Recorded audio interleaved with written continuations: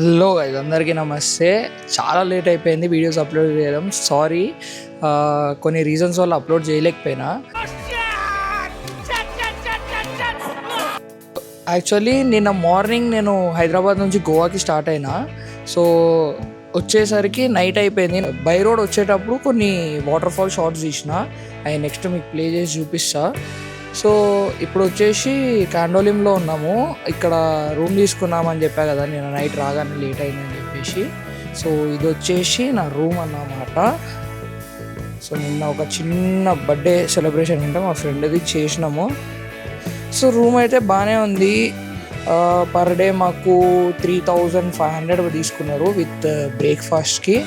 So ఇప్పుడు ready అయిపోయి మొత్తం ఫోర్ట్స్ అవి ఇవి ఇక్కడ ఎక్స్ప్లోర్ చేయడానికి వెళ్ళిపోతున్నాను అనమాట. గోవా ఎక్స్ప్లోర్ చేసి మీకు ప్రతిదీ చూపిస్తా, చూసి ఎంజాయ్ చేయండి. వీడియో లాస్ట్ వరకు చూడండి. ఇప్పటి నుంచి రెగ్యులర్ వస్తాయి వీడియోస్. ఇంకా మాకు నమ్మకం లేదురా, ఏమనుకో.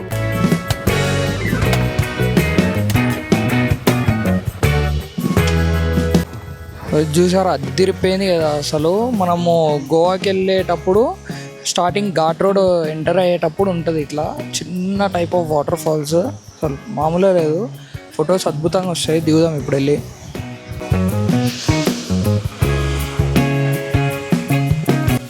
సో మనం బై రోడ్ రావడం వల్ల మనకు అడ్వాంటేజ్ ఇలాంటివి ఉంటాయి. మనం ఎక్కడంటే అక్కడ ఆగొచ్చు. ఇట్లాంటి సీనరీస్ చాలా ఉంటాయి అన్నమాట. గోవాకి రావడానికి ఒకవేళ మీరు మంచి మంచి లొకేషన్స్ చూసి ఎంజాయ్ చేయాలనుకుంటే రోడ్ ట్రిప్పే చేయండి. అదర్వైజ్ ఫ్లైట్ ఆర్ బస్సులో వచ్చేసి కెసినో ఆడాలనుకునే వాళ్ళ పరిస్థితి అది వేరు ఉంటుంది. ఈ చర్చ్ వచ్చేసి రేస్ మెగాస్ ఫోర్ట్ పక్కన ఉంది. అండ్ ఇప్పుడే ఫోర్ట్లోకి వెళ్ళేసి ఆల్రెడీ బయటకు వచ్చి వీడియో రికార్డ్ చేస్తున్నా. వాళ్ళు కెమెరా ఎలౌ చేయలేదు, బట్ నేను అన్ని షార్ట్స్ నా ఫోన్లో రికార్డ్ చేశాను. దానికి వాయిస్ ఓవర్తో పాటు దీని తర్వాత ప్లే చేస్తా, ఒకసారి చూడండి. ఫోర్ట్లోకి ఎంట్రీ టికెట్ వచ్చేసి 50 రూపీస్ అన్నమాట. అండ్ మనం ఫోర్ట్ లోపలికి ఎంటర్ అవ్వగానే ఇలాంటి స్మాల్ బిల్డింగ్స్ 1 by 1 చూసుకోవచ్చు. ఇవన్నీ రీకన్స్ట్రక్ట్ చేశారు. అండ్ మనం ఫోర్ట్లో ఎంటర్ అయిన తర్వాత రూట్ చాలా బాగుంది. ఫోర్ట్ మొత్తం ఈ మాన్సూన్ సీజన్లో అదిరిపోయింది. ఇలాంటి ట్రాన్స్పాసర్స్ విల్ బి ఫైండ్ అనేసి నో ఎంట్రీ బోర్డ్స్ చాలా చోట చూసుకోవచ్చు మీరు ఫోర్ట్ మొత్తంలో. అండ్ మీరు వెళ్ళే కొద్దీ ఇదంతా వార్ జోన్ లాగా మొత్తం వార్ ప్లేసెస్, కెనాన్స్ అన్నీ మీరు చూసుకోవచ్చు. ఇవన్నీ యాక్చువల్ వార్లో యూజ్ చేసిన కెనాన్స్ అన్నమాట. సో మీరు దగ్గర నుంచి కెనాన్ చూసుకున్నట్టయితే చాలా అంటే చాలా హెవీ ఉంది. అండ్ వాటిని టచ్ చేయొద్దు, దానికి సపరేట్ ఫైన్ అనేది మెన్షన్ చేశారు. సో ఇవన్నీ చిన్న చిన్న సెంటర్స్ అన్నమాట. మనం ఏముంటాయి ఈ సెంటర్స్ లోపల అనేది చూసుకున్నట్టయితే ఫస్ట్ సెంటర్ వచ్చేసి క్రాఫ్ట్ సెంటర్. దీని లోపల మనకి అసలు హిస్టరీ ఏంటి, ఈ ఫోర్ట్లో ఏం జరిగింది, మొత్తం మీకు హిస్టరీ A to Z ఇక్కడ పిక్చర్స్తో పాటు చూపించారు. ఇది వచ్చేసి పోర్చుగీస్ ఫోర్ట్. దీనిలో మొత్తం హిస్టరీ మీరు చూసుకోవచ్చు. వీళ్ళందరూ ప్రొటెస్ట్లు ఎట్లా చేశారు, ఎంతమంది ఉన్నారు, అసలు దాని తర్వాత చూసుకున్నట్టయితే మన డిజైన్ ప్రిఫరెన్సెస్, అసలు ఈ ఫోర్ట్ ఎలా డిజైన్ చేశారు అనేసి. అండ్ దాని పక్కనే మనకు ఒక చిన్న మినియేచర్ లా పెట్టారు చూడండి.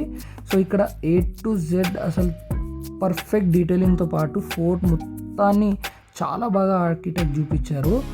అసలు అదిరిపోయింది చూడండి. మనం ఎక్కడున్నాం ఏంటి అనేసి మనకు కనిపిస్తున్న ఆ చిన్న సెంటర్లోనే మనం ఉన్నాం. అండ్ నెక్స్ట్ రూమ్లోకి వెళ్ళినట్టయితే మనం నెక్స్ట్ సెంటర్లోకి ఇక్కడ మొత్తం అవే పిక్చర్స్, ఓల్డ్ పిక్చర్స్, అక్కడ ఫోర్ట్లో హిస్టరీ ఏంటి అనేసి పర్ఫెక్ట్ పిక్చర్స్తో పాటు అంతా మెన్షన్ చేసింది. అండ్ ఇక్కడ ఒక డెత్ హోల్ కూడా ఉంది చూసుకోండి. కింద ప్రిజన్ ఏదైతే మనం చూసుకున్నామో దాంట్లోకి ఈ పైన నుంచి death hole through shoot and hot oil పోసేటోరు అంట. అసలు చాలా టార్చర్ చేసేటోళ్ళు. అండ్ ఈ ఫోటో వచ్చేసి మనకు సముద్రం పక్కనే ఉంది, మీరు చూసుకోవచ్చు. అండ్ ఇదంతా బ్యూటిఫుల్ ఉంది చూడండి అసలు. అండ్ ఇక్కడే ఒక సెల్ఫీ పాయింట్ కూడా ఉంది, దానికి సపరేట్ చార్జ్ చేస్తున్నారు. అండ్ ఇది వచ్చేసి ఎగ్జిట్ వే అన్నమాట. అసలు మాన్సూన్ సీజన్ కాబట్టి మొత్తం గ్రీనరీ ఉంది. సో ఎగ్జిట్ అవ్వగానే మనకి ఒక దగ్గర ఇట్లా ఒక శ్మశానం కనిపిస్తుంది. అది ఎవరిది అనేసి నాకు ఎగ్జాక్ట్గా తెలియదు. ఐ గెస్ ఈ ఫోర్ట్ రాజుది అయ్యి ఉండొచ్చు, పర్ఫెక్ట్ డీటెయిల్ నాకు తెలియదు. అండ్ మనం కిందకి వెళ్ళిన తర్వాత ఇవన్నీ చిన్న చిన్న ప్రిజన్స్ అన్నమాట వీళ్ళకి. నేను ఏదైతే మీకు మెన్షన్ చేశానో ఆ పైన ప్రిజన్స్ వేరు, ఈ కింద ప్రిజన్స్ వేరు అన్నమాట. ఇది చూడండి ఎంత అసలు చిన్న ప్రిజను. చాలా అంటే చాలా టార్చర్ చేసేటోళ్ళు అనుకుంటా ప్రిజనర్స్ని.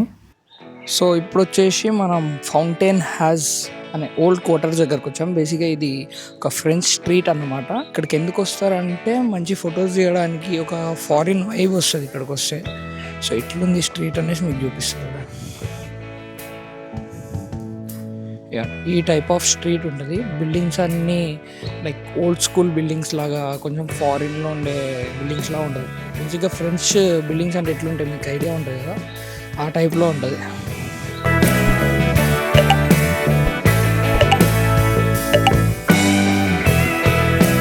ఈ జీప్ చూసారా, ఓల్డ్ జీప్ అన్నమాట. అదిరిపోయింది అసలు. ఇప్పుడు అంటే తార్ అవి ఇవి వచ్చినాయి, కానీ ఒకప్పుడు ఇట్లాంటి జీప్ ఉందంటేనే వాడే ఇక రిచ్ పర్సన్ అన్నట్టు. బిర్యానీ లేని హైదరాబాద్ను ఊహించుకోలేము, అలానే చర్చిలు లేని గోవాని కూడా ఊహించుకోలేము. ఇక్కడ ప్రతి స్ట్రీట్లో, ప్రతి గల్లీలో ఎవరో ఒకరు ఫోటోలు దిగుతా కనిపిస్తూనే ఉంటారు. మనం ఇప్పుడు డోనా పోలా జెట్టీకి వచ్చాము. జెట్టీ అంటే ఏం లేదు, మనకి బస్సెస్ ఆడడానికి బస్ స్టాప్ ఎలా ఉంటుందో ఇక్కడ షిప్స్ ఆగడానికి అలాంటి ఒక స్టాప్ అన్నమాట.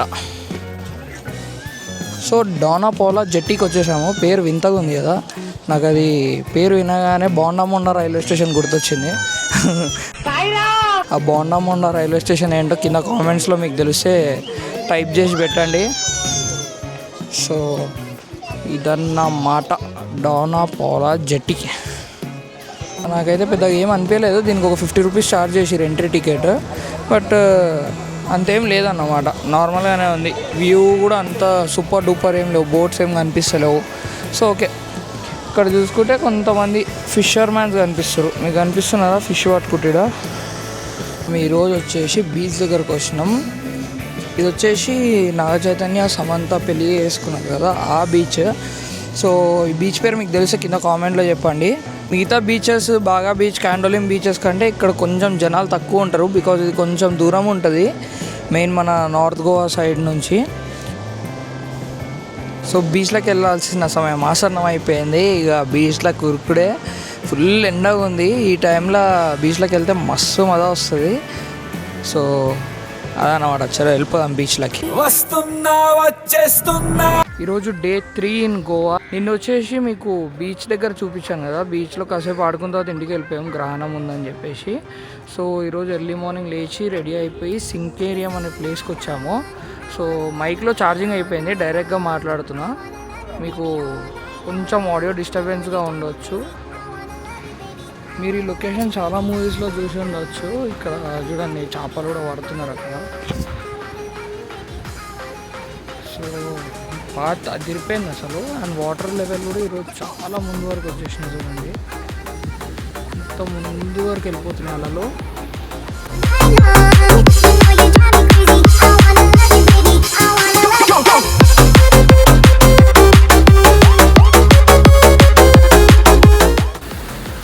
బాబా తిరిగిపోయింది అసలు వ్యూ. ఇక్కడ నుంచి చూసుకోండి మీరు, మొత్తం సముద్రం అసలు ఒక రేంజ్లో కనిపిస్తుంది. అసలు చూడండి, వేవ్స్ వచ్చి ఆ రాయికి ఎంత గట్టిగా గుద్దుకుంటున్నాయో, అసలు స్ప్లాషెస్లో ఎగురుతున్నాయి మొత్తం నీళ్ళు. అసలు వాటర్ లెవెల్ చాలా ఎక్కువ ఉంది. ఈ టైంలో సముద్రంలో దిగితే కొట్టుకెళ్ళిపోతాము.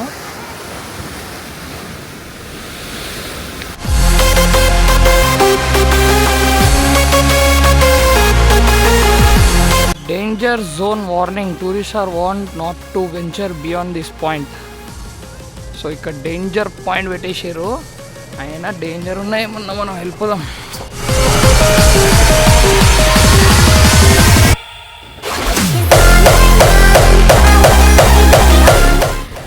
ఓకే, ఇక్కడ యాక్చువల్లీ బార్డర్ అంటూ ఏం లేదు. సో ఇక్కడ నుంచి పడితే డైరెక్ట్ స్మాష్ అన్నమాట, అందు గురించే డేంజర్ అని పెట్టారు. అని ఏముందా అదిరిపోయింది అసలు. ఎవరైనా గోవా వస్తే ఈ ప్లేస్ మాత్రం అస్సలు మిస్ అవ్వకండి, డెఫినెట్లీ వచ్చి చూడండి. ఇట్లుంటుంది అన్నమాట మొత్తం టోటల్. సో డే 2లో ఎక్కువ తిరగలేకపోయినాం బికాస్ ఆఫ్ గ్రహణం. గోవా నుంచి ఇప్పుడు ప్రజెంట్ కేరళకి స్టార్ట్ అవుతున్నా. ఇన్ బిట్వీన్ బెంగళూరులో స్టే చేద్దాం అనుకుంటున్నాం, ఎందుకంటే లాంగ్ జర్నీ కాబట్టి ఎక్కువ కిలోమీటర్స్ డిస్టెన్స్ ఉంటుంది. సో మధ్యలో రెస్ట్ కావాలి కాబట్టి బెంగళూరులో ఆపి అక్కడ ఏమైనా ఉంటే చూద్దాం. ఇఫ్ నాట్ అక్కడ నుంచి డైరెక్ట్ కేరళకి స్టార్ట్ అయిపోయి అక్కడ ఎక్స్ప్లోర్ చేసి చూపిస్తా. సో గోవా వ్లాగ్ ఇక్కడితో ఎండ్ చేస్తున్నా. ఇంక ఇక్కడ నుంచి డైరెక్ట్ స్టార్ట్ అయిపోతాం కాబట్టి నెక్స్ట్ కేరళ వ్లాగ్లో కలుద్దాం. Tada bye. అయిపోయి.